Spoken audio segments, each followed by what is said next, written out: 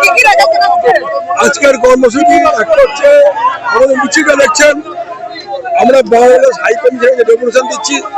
ডেপুটেশনে একটা দাবি হচ্ছে বাংলাদেশে হিন্দু নির্যাতন বন্ধ করতে হবে। দুই, বাংলাদেশের মাদ্রাসাগুলোতে যেভাবে হিন্দু বিরোধী শিক্ষা দেওয়া হয় সেটা বন্ধ করতে হবে। এবং তিন, যে বইয়ের মধ্যে এই জিহাদ, কাফের, পত্তলিক এদের মারার নিদান দেওয়া হয়েছে সেই বইয়ের অ্যামেন্ডমেন্ট করতে হবে।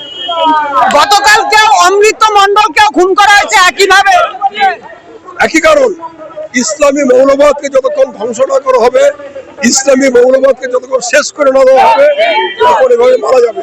দীপু দাস মারা যাবে, অমৃত মণ্ডল মারা যাবে, অনেক অনেক হিন্দু মারা যাবে। ইসলামী মৌলবাদের লড়াই, আমাদের লড়াই একটা দীপু দাসের জন্য নয়, একটা অমৃত মণ্ডলের জন্য নয়, আমাদের লড়াই ইসলামী মৌলবাদের বিরুদ্ধে। গত 23 তারিখে অনেক হিন্দু জাগরণ মঞ্চের একাধিক কর্মকর্তাকে গ্রেফতার করেছে এবং তাদের জামিন অযোগ্য মামলায় গ্রেফতার করা হয়েছে। আপনাদেরও তো সেরকম গ্রেফতার করা হতে পারে। হবে, গ্রেফতার করা হবে বা করতে পারে, এটা জেনে তো আমরা রাস্তায় নেমেছি। আমরা তো দেশটা প্রস্তুতি নিয়ে না রাস্তায় নেমেছি। আর ওই মামলার আমি একজন লয়ার, যে মামলা বলছেন হিন্দু জাগরণ মঞ্চের, ওই মামলার আমি একজন লয়ার। আজকে ওদের কোর্টে প্রডিউস করার কথা। যদি আমাদের গ্রেফতার করে তাহলে হবে না, গ্রেফতার না করে আমি আবার এখান থেকে কোর্টে বেরিয়ে যাবো। কেন্দ্র সরকারের কাছে কি আবেদন করবে?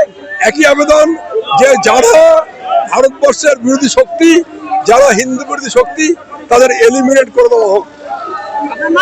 শান্তনু সিংহ প্রেসিডেন্ট সংগঠন।